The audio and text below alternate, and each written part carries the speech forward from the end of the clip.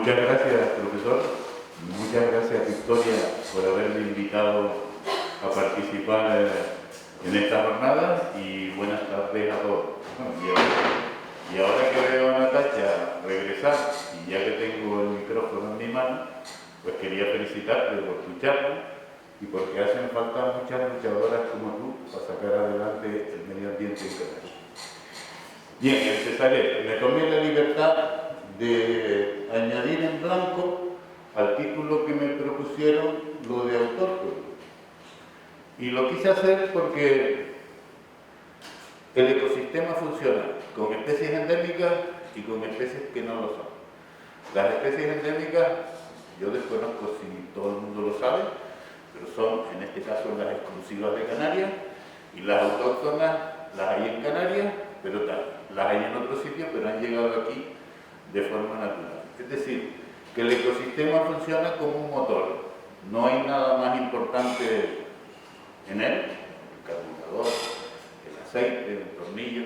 O sea, se necesita de todo para funcionar. Y esa es la importancia que tienen las especies autóctonas y también las endémicas.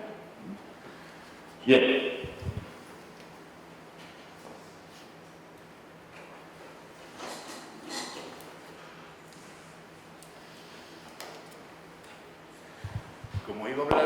Como iba a hablar de las consecuencias de las especies invasoras, es bueno que sepan esas definiciones, que hay varias. Yo he traído una donde hablo de especie introducida arriba. Me gusta poner un ejemplo de planta, en este caso. Una especie introducida, por ejemplo, son las araucarias que están en los parques, en los jardines. No es de aquí, alguien la trajo, pero no hace daño. Luego hay otras especies que son las invasoras, que son las que tienen esa capacidad de invadir, de reproducirse y en general de producir daño. Desde el punto de vista ecológico,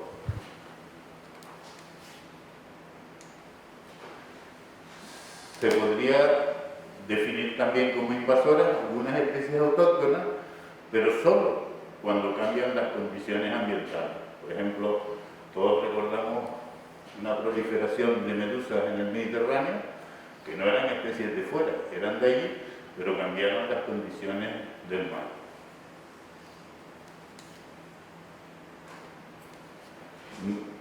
Antes daba clases de conservación en los últimos años y me gusta definir las especies desde el punto de vista legal, porque es lo que nos hace falta. Si vamos ante un juez, es lo que va a mirar. Y esa que ven arriba es la definición de especies exóticas del catálogo español de especies invasoras, que es del 2013 y debajo una exótica alóctona. Es decir, eso es lo que va a mirar el juez. Y también mirará esto, porque hay otra definición de especie exótica invasora a nivel europeo. Legalmente, en este país, esa normativa creó un decreto de especies invasoras que está vigente en estos momentos y el juez de nuevo mirará eso. Les he traído un ejemplo, yo no lo veo muy bien de aquí, pero arriba ven, en el catálogo hay una lista de nombres que son especies y después en blanco en la columna central, si está en blanco quiere decir que es en todo el territorio nacional. Y si se menciona otra cosa, como por ejemplo el caso de Canarias para el muflón, pues quiere decir que solo es aquí. Y después hay dos disposiciones adicionales que son importantes en estas islas. Una, que el catálogo considera que un animal doméstico, que no está en la lista, pero que sea silvestre, por ejemplo un gato, que luego veremos ese caso, pues se considera una especie invasora. Y en el caso de islas deshabitadas, nosotros tenemos unas pocas, cualquier especie que no sea de allí y sea introducida, el catálogo legalmente la considera una especie invasora. Luego tenemos, aquí a la derecha, para los que no lo conozcan, es una publicación de la UICN, que es la Unión Internacional para la Conservación de la Naturaleza, que tiene una lista, que es esa que ven ahí, donde pone 100 voy a insistir en esto porque todo el mundo lo traduce mal del inglés, no son las 100 peores especies invasoras, son 100 de las peores especies invasoras. Es decir, que hay muchas más de 100. La UICN no tiene, digamos, respaldo legal, es decir, que no tiene una normativa, te la puedes saltar y no te pasaría nada, pero en general los países suelen hacerle caso, los gobiernos, a esta institución. En algunas de las especies que voy a mencionar, he puesto ese cartelito encima para que se den cuenta que en Canarias, lamentablemente, tenemos unas cuantas especies de esas de otras. Bien, ¿cómo llegan las especies aquí? Pues porque a alguien se le ocurre traerlas. Por ejemplo, los gatos, las cabras, los conejos, pero también de forma accidental, ratas en barcos, en naufragios, bajan por los cabos, importaciones de madera, de plantas, etc. ¿Y qué efectos, qué es lo que íbamos a ver, las consecuencias de esta introducción? Pues miren, lo más que le duele a los gobiernos es el coste económico que supone, una vez que se asientan estas especies, en luchar contra ellas.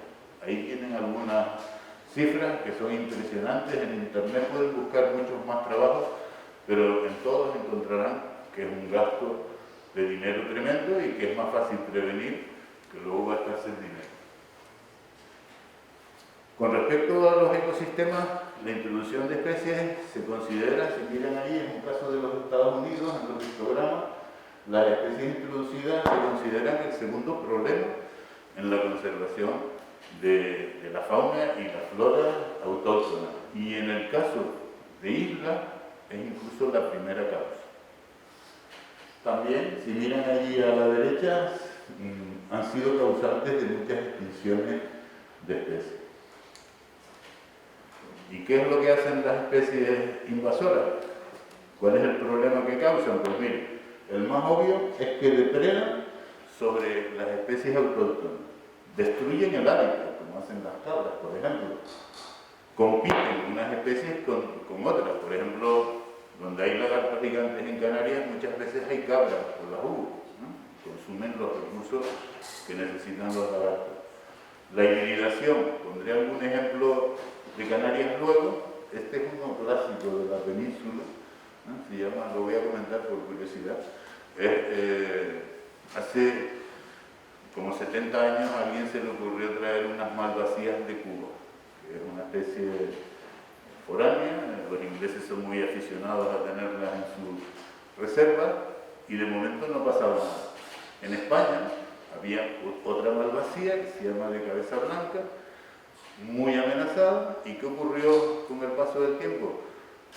Que las cubanas, que eran migratorias, empezaron a migrar de Inglaterra, fueron a Holanda, Francia, pero como ellos no tenían cabecinegra, cabeciblanca, no pasaba nada. Llegaron a España y empezaron a hibridar, ¿no? Y esto me llama mucho la atención porque las hembras de cabeciblanca española les gustaban más los machos cubanos, con lo cual se produjo un problemón tremendo y hasta el punto de que se creó un equipo para irlos erradicando, ¿no? Luego mencionaré algún caso de hibridación en Canarias también. Transmiten enfermedades que no existían en las islas. Por ejemplo, eso que ven a la derecha es un pollo de paloma rabiche con viruela aviar, que está muy extendida ya en muchísimas especies. Y este último no se produce en Canarias, pero me gustaría que lo conocieran porque es la introducción de un sapo, ese que se ve ahí, sapo marino en muchos sitios para controlar insectos, y en algunos casos, como en Australia, están muriendo muchísimos animales,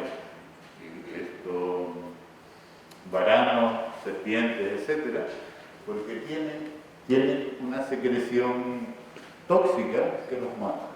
Si se los comen y mueren. Bien, antes de empezar con algún ejemplo de Canarias, voy a poner este, porque ilustra algo de lo que está pasando aquí. Esa serpiente que ustedes ven ahí vivía en el norte de Australia, en la zona de Nueva Guinea, y cuando acabó la Segunda Guerra Mundial, los americanos retiraron el material bélico y debían ir algunas serpientes en ese material. lo depositaron entre otros sitios en la isla de Guam, que está señalada con una flecha, y allí se han extendido, ¿no? ¿Y qué es lo que puede hacer una serpiente en una isla donde no las había? Bueno, lo primero que hizo fue extenderse rápidamente por toda la isla. En algo así como 30 o 40 años, los números que ven en los cuadraditos y la fecha es el número de especies de aves que se iba reduciendo a medida que la serpiente iba colonizando e invadiendo la isla. El resultado final fue este que pueden ver aquí, o sea, extinciones de especies endémicas. A mí me impresionó la primera vez que conocí este caso, me impresionó las palabras de un ornitólogo que decía que el bosque de Guam se caracterizaba por el silencio de los pájaros. O sea, prácticamente habían acabado con ello. Y nosotros, desgraciadamente, tenemos una serpiente ahora que está provocando muchísimos problemas. ¿Es esa serpiente? El primer dato que tenemos en Canarias es del año 98, como suele pasar, el gobierno no hizo caso de esta observación. Es una serpiente que viene del suroeste de los Estados Unidos. Una serpiente que a la gente le gusta mantenerla en terrario, y por alguna razón, por escapes de los terrarios o porque a alguien se le ocurrió la idea de liberarla, pues se ha ido extendiendo por Gran Canaria. En el 2007 el gobierno empieza a interesarse por el tema, y pueden ver los años, ¿no? ¿Cómo va?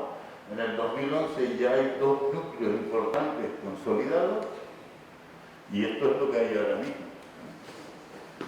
Hay 3 núcleos, uno en el norte, otro en el este, otro importante en el sur, pero como pueden ver, hay muchísimos puntos salteados que pueden dar lugar a otras poblaciones. Ahí les he puesto algunos dibujos de la serpiente que tiene distintos colores.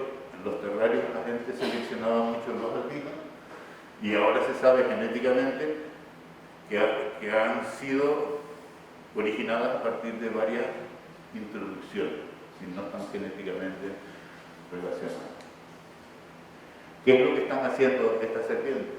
Bueno, pues lo que ven ahí, los diagramas esos que a la izquierda, reflejan más o menos lo que hacen. Arriba ven una serpiente diseccionada con un lagarto de Gran Canaria que es endémico, en el medio una lisa de Gran Canaria que también es endémica de ahí, y esto de aquí debajo es un conejo que es introducido.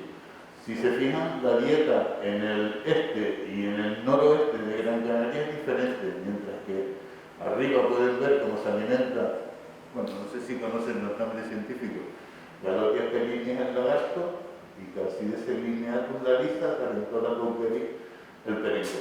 En el otro sitio parecen alimentarse de momento más de mamíferos. Hace, creo que no llega un año, salió publicado ese trabajo que ven a la izquierda de investigadores del CSIC de aquí, y llegaron a unas conclusiones que realmente ponen los pelos de punta. Si ellos, ahí ven la zona, ellos eligieron zonas que son las punteadas en negro, que tenían serpientes, y eligieron otras que no tenían serpientes. Y entonces estudiaron la abundancia de esos reptiles en las zonas con serpientes y sin ellas, ¿no? Y lo que ocurrió es esto: el 90% de las zonas que tienen, en las zonas, mejor dicho, en las zonas que tienen serpientes, había un 90% menos de lagarto. Es decir, casi no había lagarto. Es como aquí, está pasando la serpiente y está dejando aquello sin lagarto. Y fíjense que el porcentaje de las lisas, un 80% más de un 80% también es impresionante. Y vemos por los perenquenes al 50%. Esto quiere decir que probablemente habrá que tomar alguna medida más seria, ¿no?, de la que está tomando el gobierno. Por cierto, ya, si esto lo están grabando, lo digo. Hay un grupo de ornitólogos y de herpetólogos, profesores jubilados de la universidad, que tenemos una idea que en principio puede parecer disparatada, ¿no?, ya que las trampas que utilizan ellos, fíjense ahí, no sé si leen las cifras, pero desde que empezaron a trampear serpientes, han cogido más de 10.000, y además cada vez cogen más. 2.600 y pico, y esto es lo que va de este año, el 2022. Bueno, nosotros le mandamos una carta a la consejera de Medio Ambiente del Gobierno y no ha tenido ni siquiera la delicadeza de contestar, ¿no? Pero bueno, ella sabrá, puede saber lo que hace. ¿Qué problema puede originar, además de este, en Gran Canaria? Pues que la serpiente salga de Gran Canaria y llegue a otras islas, que ya hay datos de serpientes en todas las islas, ¿no? Puntuales, ¿no? Que intervienen de Isora, en el norte, etcétera, en La Palma. Y otra cosa que le hemos dicho al gobierno, ¿por qué no ponen carteles en los aeropuertos, en los puertos? ¿Por qué la televisión canaria, que a veces hace esos programas, en fin, a mí me cuesta trabajo verlo, por qué no bombean a la población con spots sobre este tema, ¿no? De lo que debe hacer con las mercancías y lo que no debe hacer? Bien, pasamos a otro grupo, que son las ratas y los ratones. Son un verdadero peligro en todo el mundo. La mayoría de las especies son de origen asiático. He tachado aquella porque esta es una rata del Pacífico, que tiene, en fin, ha producido unos daños tremendos allá. Afortunadamente no anda por aquí, pero sí que tenemos las dos de la izquierda y el ratoncito, el ratón casero, que verán ustedes lo que hace el ratón también. La rata campestre que está arriba es más pequeñita que la rata de abajo. La rata de abajo a veces la llaman rata alcantarilla. Suele estar más en las ciudades. Si oyen a alguien decir que vio una rata con un conejo, es este. Y estos son, vamos a empezar por ejemplo con los ratones. Fíjense, les he puesto el tamaño de una camada, en ser 6, 7, 9, es igual para las ratas, es decir, que tiene una capacidad de reproducción enorme. Y hasta hace muy pocos años pensábamos que los ratones no hacían tanto daño como las ratas, pero en Tristán da Cunha, un archipiélago al sur del Atlántico, han visto como un ratón, que es un poquitín más grande que este, con 35 gramos, aquí pesa unos 20, es capaz de matar un pollo de albatros de más de 10 kilos. ¿No? Literalmente le hace una herida, se mete en la cavidad visceral, se lo come por dentro y al día siguiente está muerto. ¿Y qué sabemos de los ratones en Canarias? Sabemos una cosa curiosa también, desde hace poco tiempo, que los ratones no vinieron con los europeos, vinieron con los aborígenes. O sea que hay dataciones ya de que están aquí. ¿Qué pudieron hacer los ratones en esa época? Que no había registros históricos, no lo sabemos, pero nos podemos imaginar que fueron devastadores. Lo que sí sabemos es que en Alegranza, que es esa isla que ven ustedes ahí, en el norte, en la parte norte, los nidos de paíño común, que es la especie que se ve arriba, y esos pollos y ese huevo, son muy depredados por esta especie. Además, es curioso, a ver si alguien retoma esto en su momento, que no lo acabamos, pero sospechamos que la depredación en el norte es una depredación cultural, es decir, que esa población de ratones ha aprendido a romper huevos y a comérselos, porque nosotros cogimos uno del sur, lo tuvimos 3 días sin darle de comer y poniéndole huevos de codorniz, y el pobre ratón se murió. O sea que yo creo que es un problema de esto. ¿Y qué hacen las ratas? Pues más o menos, en este caso la campestre, lo mismo que hacen las serpientes.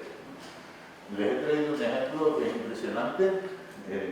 Ese barco, el Macambo, en 1918 naufragó en esa isla que está como a unos 500 kilómetros de Australia, una isla más o menos pequeña, de 80 kilómetros cuadrados, y 20 años después, miren lo que había producido. O sea, tremendo.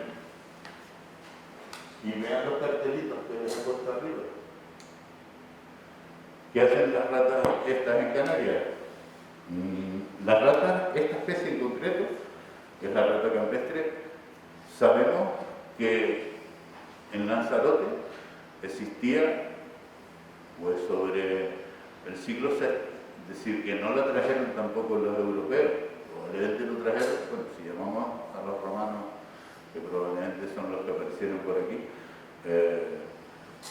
llega mucho antes que en el resto de las islas.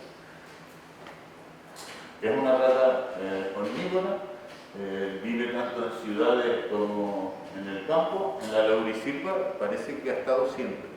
Es muy trepadora, por eso les he puesto una foto subida en las ramas. Sube por las ramas, es capaz de hacer nidos en las ramas, se alimenta de los frutos de los árboles de laurisilva. Les puse un piñático también con las hojas secas, porque les gusta morder los tallos y como tiene alcaloides, a veces se quedan las ratas un poco tontas alrededor de uno. Bueno, en la laurisilva hay dos especies de palomas endémicas y esta rata lo que hace es se come sus huevos, como pueden ver ahí, de la paloma rabiche, y este es un pollo, el mismo pollo que este, de paloma rabiche, y este es unos días después. Según la zona que hemos estudiado aquí en Anaga, pues los porcentajes de éxito son diferentes, a veces son muy bajos, como es el caso de la paloma rabiche en los relevos. Hace muchos años se nos ocurrió poner lo que ahora llaman cámaras trampas, que son así de chiquititas y las pones donde quieras. Pues el servicio electrónico de la universidad consiguió adaptarnos una cámara submarina, porque la laurisilva es muy húmeda, y conectarla con dos baterías de coche. O sea, yo a veces lo pienso, imagínense caminando por ladera con dos baterías de coche y encima las ratas las comían los cables. Teníamos que ponerle los tubos estos de las duchas. Pero bueno, al final aquello funcionó y sacamos como 500, con la cámara sacó 500 y pico fotografías. El 99,5% de los huevos que nosotros poníamos experimentalmente, que son blancos como de paloma doméstica, o aquellos pintados que son de codornices, pues aparecían las ratas depredando.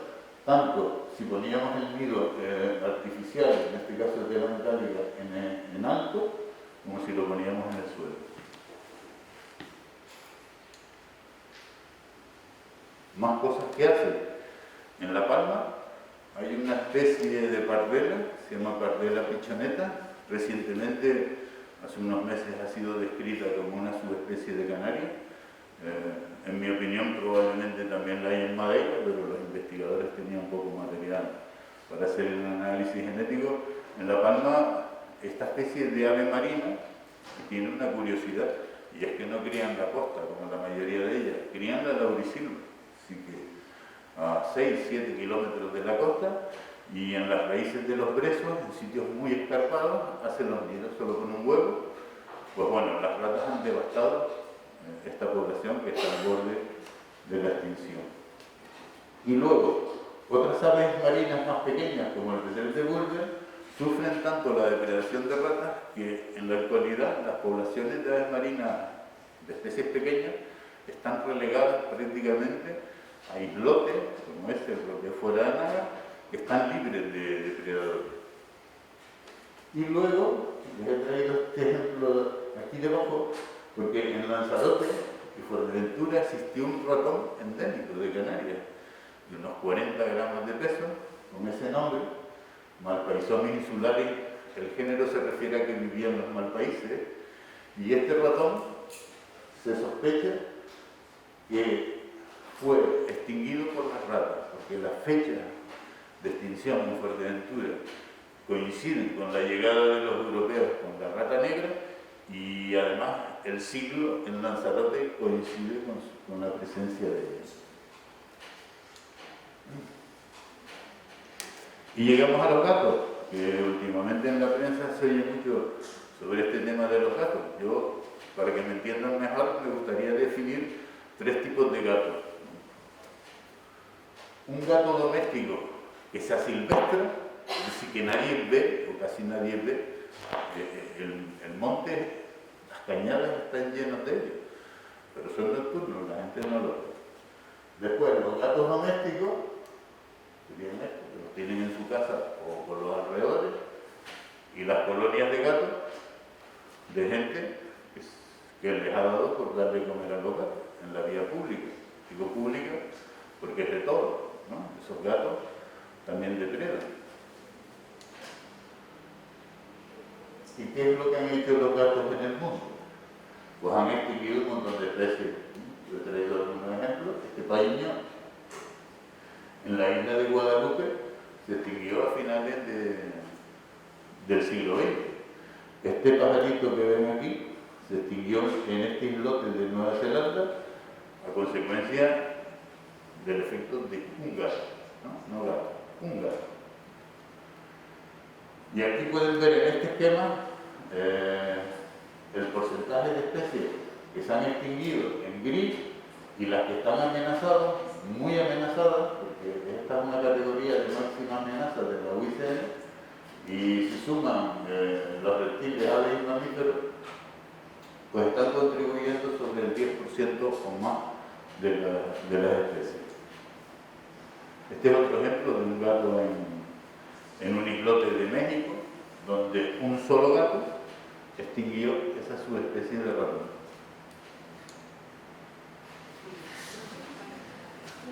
Hay muchísimas encuestas, yo he traído una, pero lo pueden ver en internet, en Estados Unidos, Italia, etc., donde se ve por encuesta a propietarios de gatos las presas que les trae a su casa.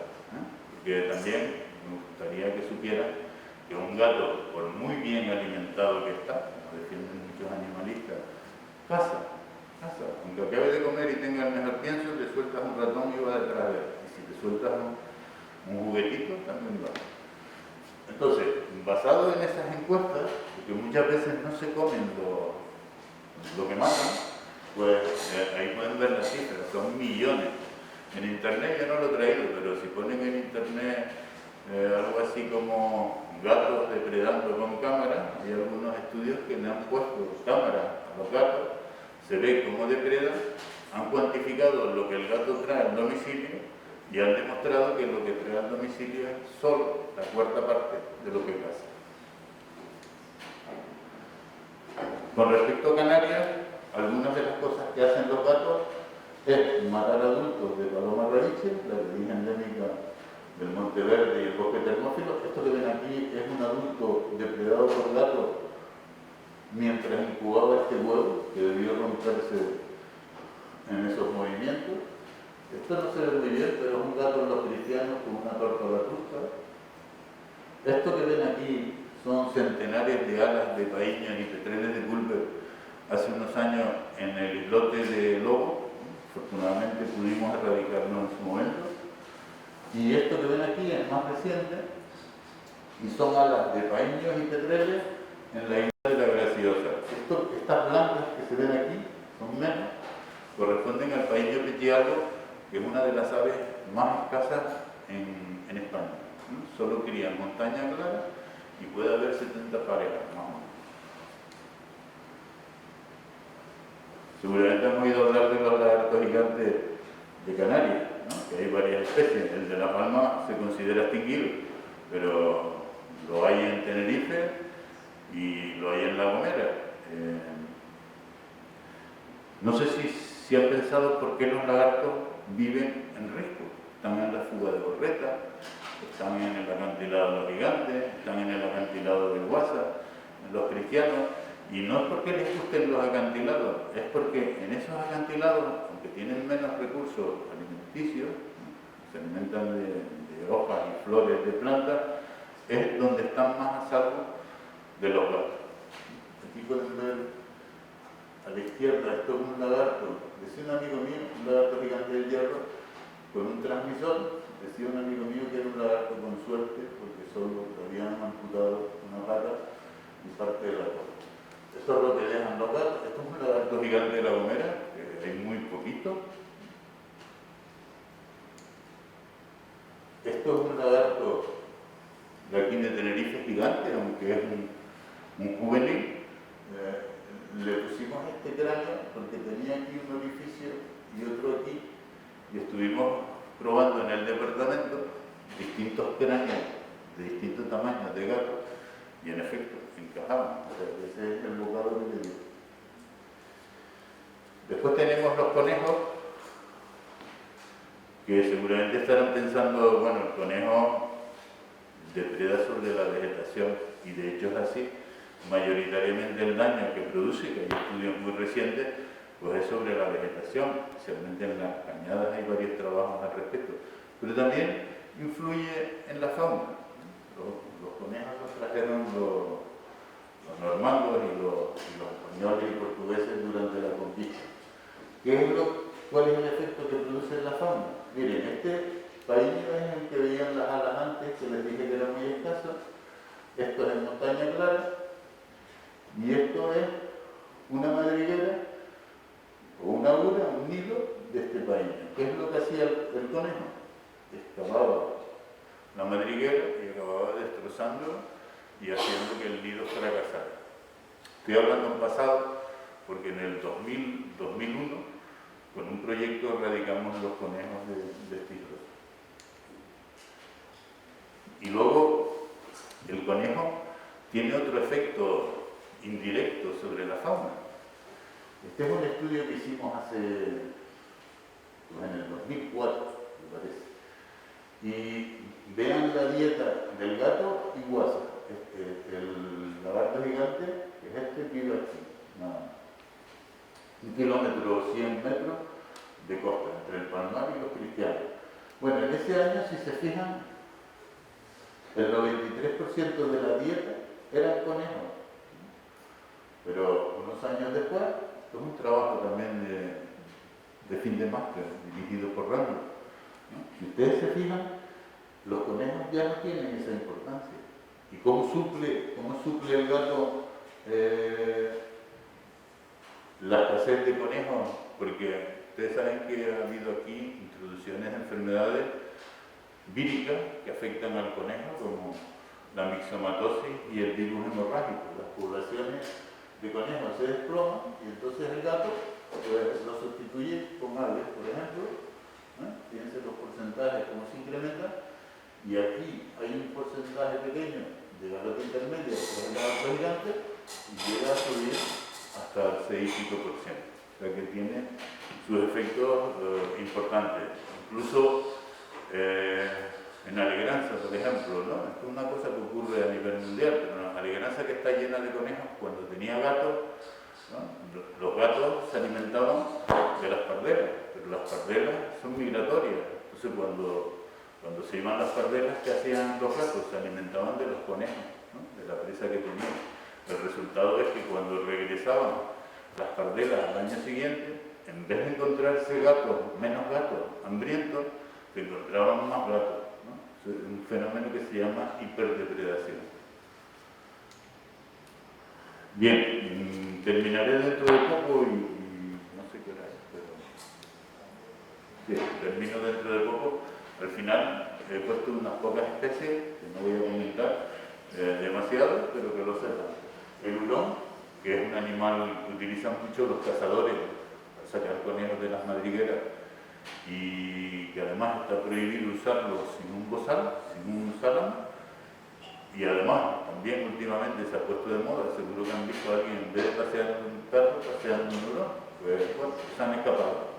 Y nosotros sabemos que están en todas estas localidades, crían en libertad, y también sabemos que están establecidos en la isla de La Gomera, criando en libertad, y aquí en Tenerife en algunos puntos también se han visto criar. Los conejos, los hurones se pueden imaginar que depredan sobre aves que crían en el suelo. Los erizos pasa lo mismo.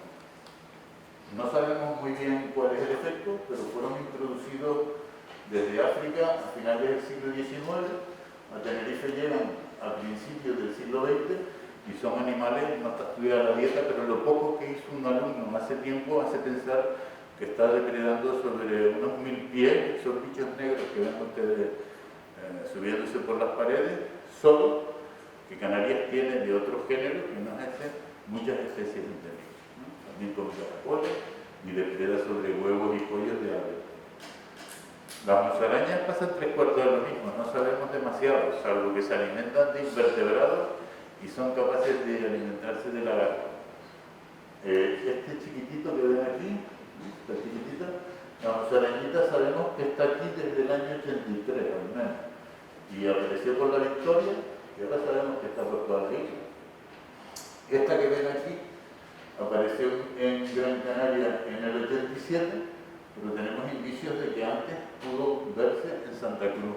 Quizás todavía existe en Santa Cruz esta especie.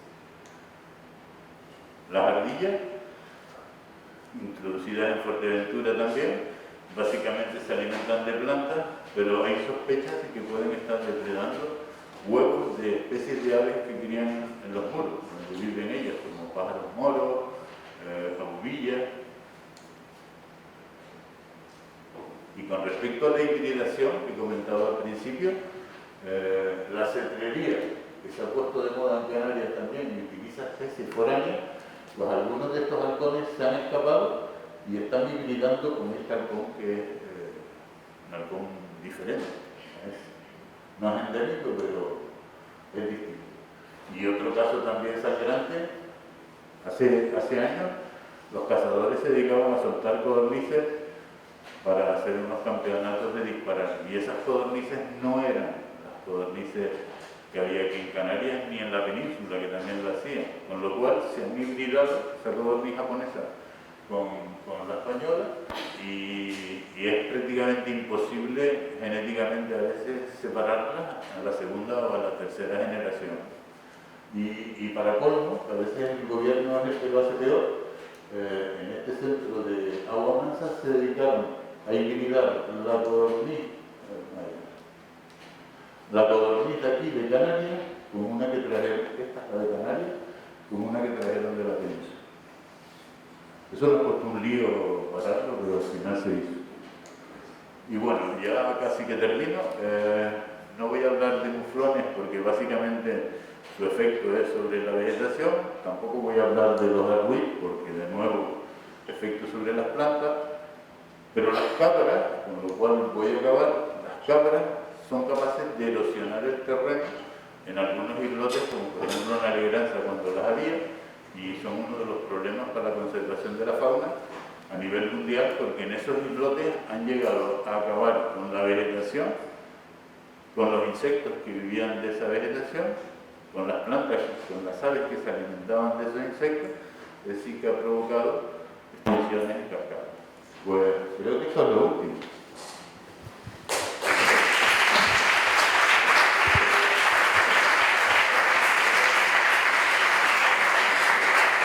Gracias, Aurelio, muchísimas gracias. Y bueno, pues ahora el turno de palabras. Seguro que alguien quiere participar. Espérate, te paso él.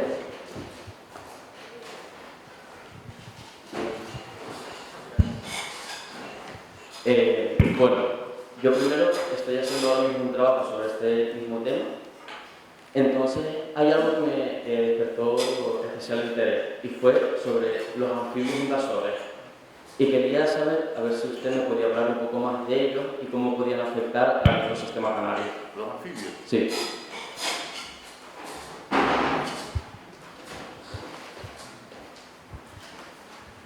Bueno, en Canarias tenemos ahora mismo dos especies de anfibios introducidos. Hace poco teníamos 3. La tercera era en Gran Canaria, prácticamente desaparecida. Era una rana muy emparentada con una de las dos que sí que tenemos todavía, que es muy parecida a la rana común, la rana perece. Pelophylax es el género que tiene ahora, y la Hyla meridionalis, que es introducida también. La Hyla meridionalis, que se pensaba que era introducida en la península, que no era introducida en la península, sí que lo es. O sea, es una introducción del Mediterráneo, de la parte oriental del Mediterráneo hacia la península ibérica. En Canarias,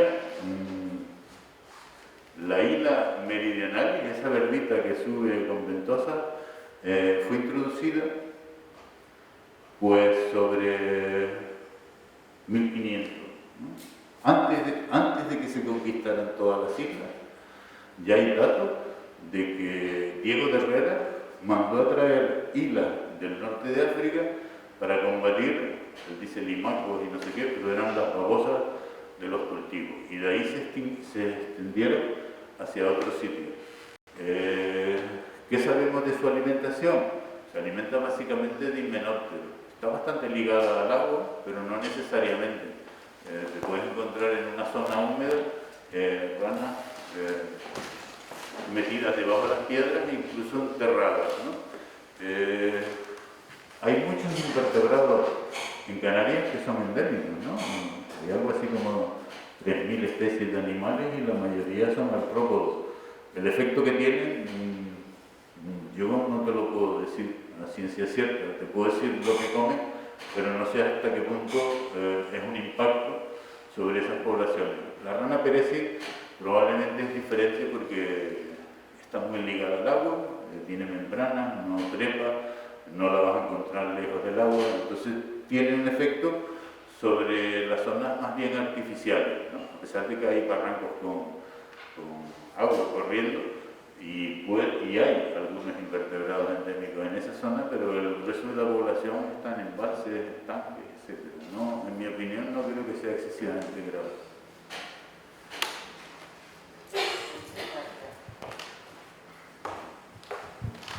¿Alguna pregunta más? Pero...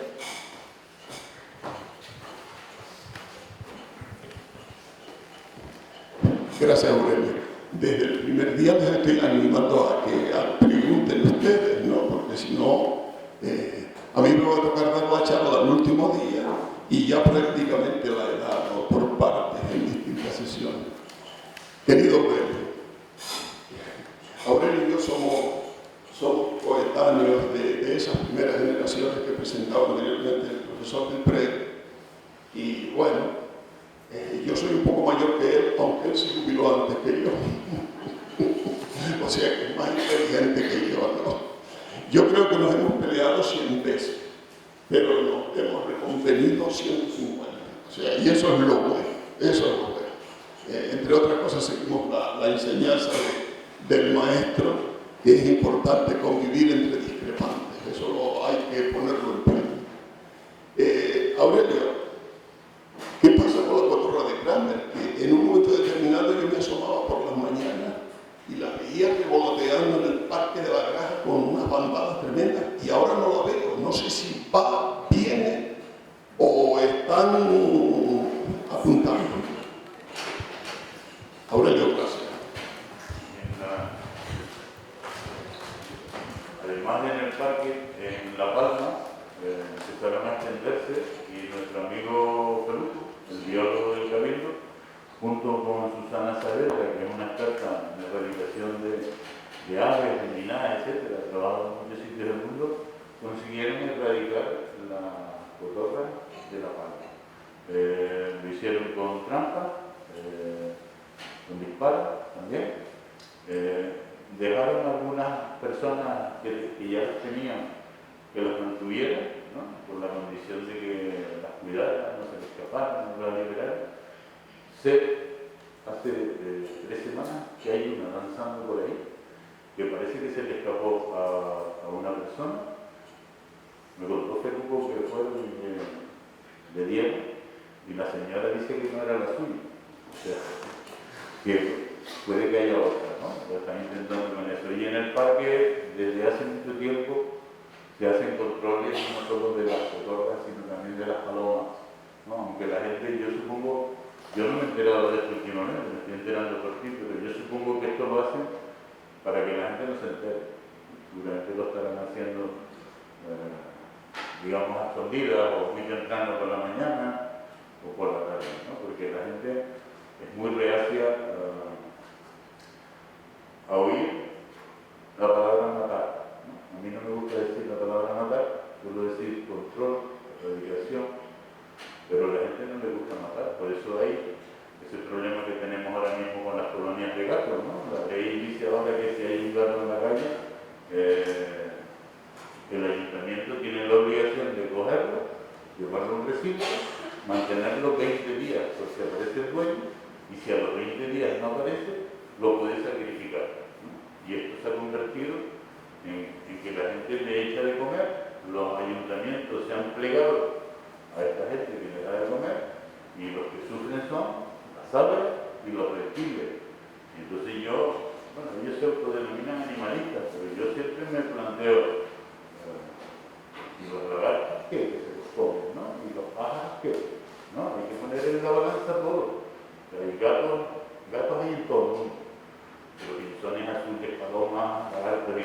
no hay sino aquí. Entonces, me parece a mí que estar dando de comer no es la solución.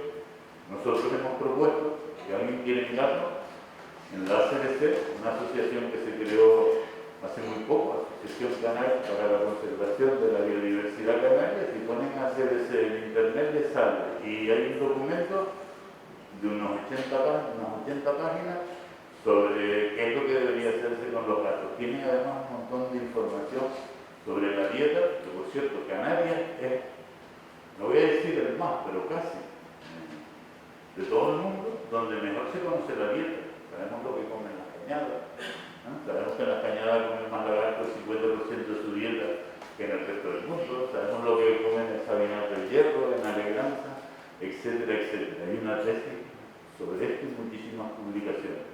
Entonces, ahí nosotros no es que queramos matar, porque a nosotros que nos acusan de eso, ¿no? A mí no me gusta matar, a mí me gustan los seres vivos y punto, pero donde tienen que estar.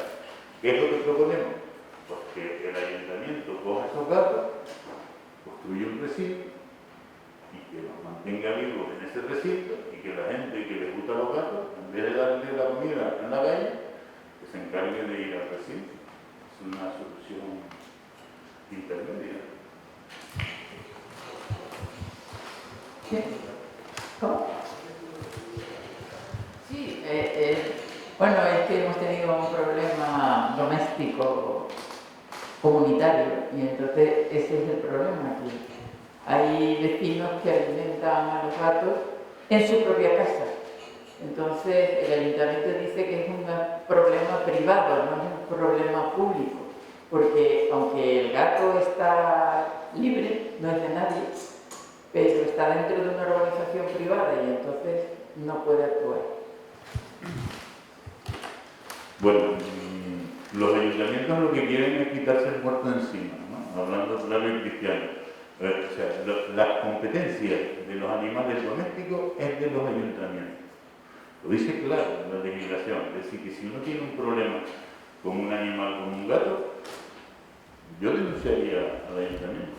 Es lo que se me ocurre hacer, porque tienen la obligación de hacerlo. Por otro lado, la ley de los animales domésticos dice que los dueños son responsables de los daños que causen sus mascotas.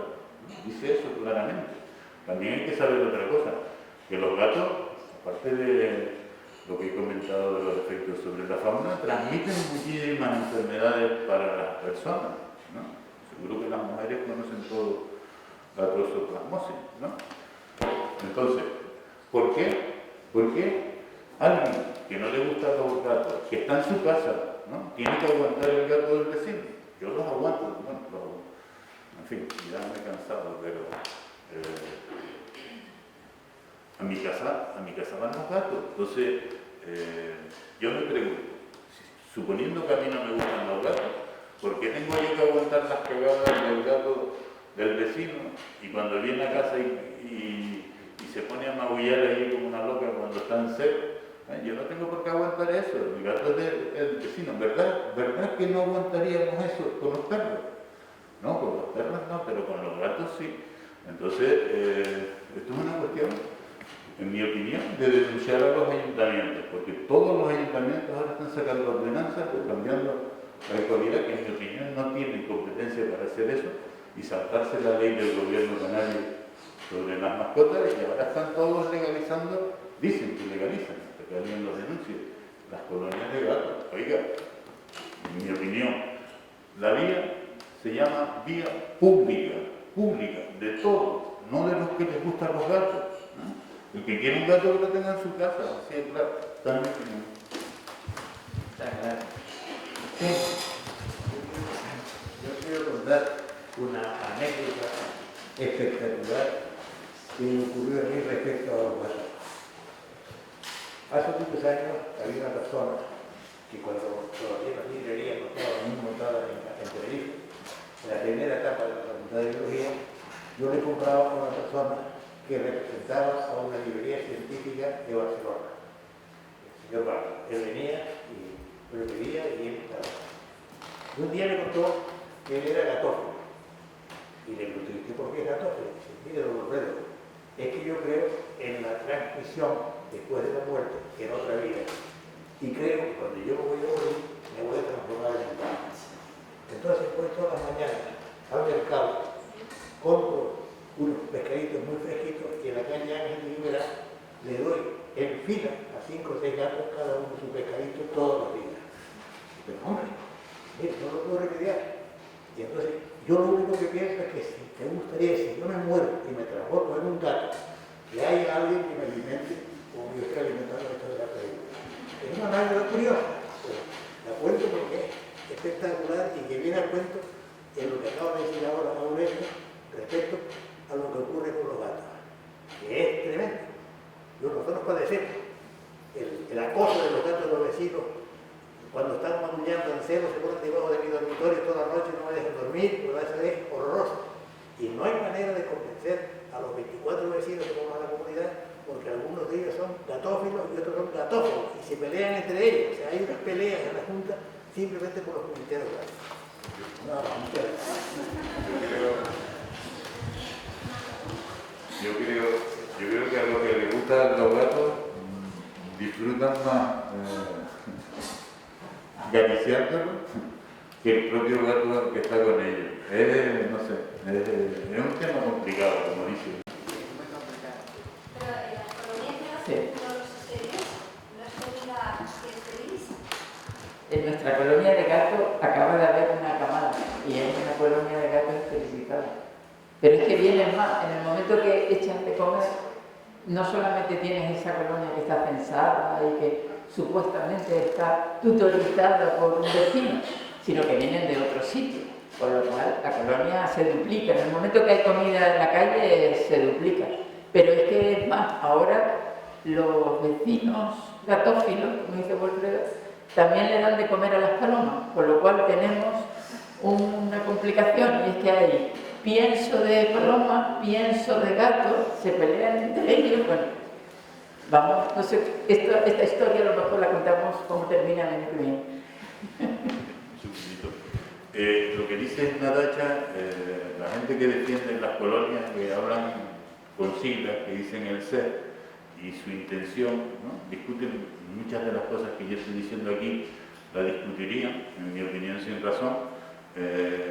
Ellos defienden que es el método más ético de acabar con los gatos, precisamente por lo que tú acabas de comentar, porque esos gatos son esterilizados, ¿no? Y de hecho lo hacen, pero hay estudios que muestran que esas colonias CES solo funcionan si el porcentaje de gatos esterilizados es superior al 80%, lo cual es muy difícil de conseguir. La mayoría de las colonias que hay por aquí no tienen esos porcentajes de esterilización.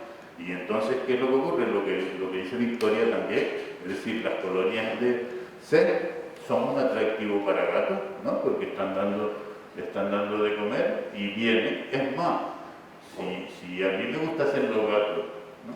Y tuviese una gata con cría, ¿qué voy a hacer?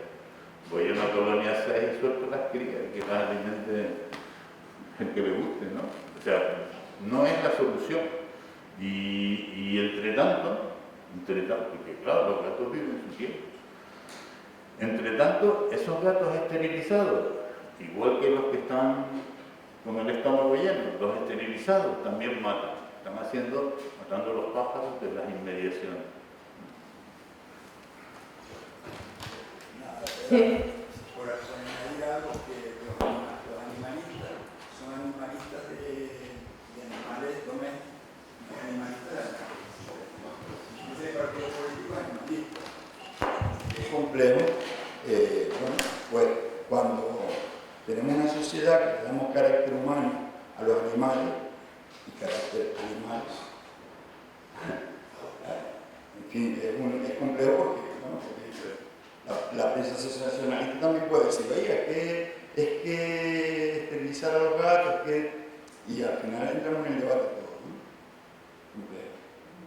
Así es.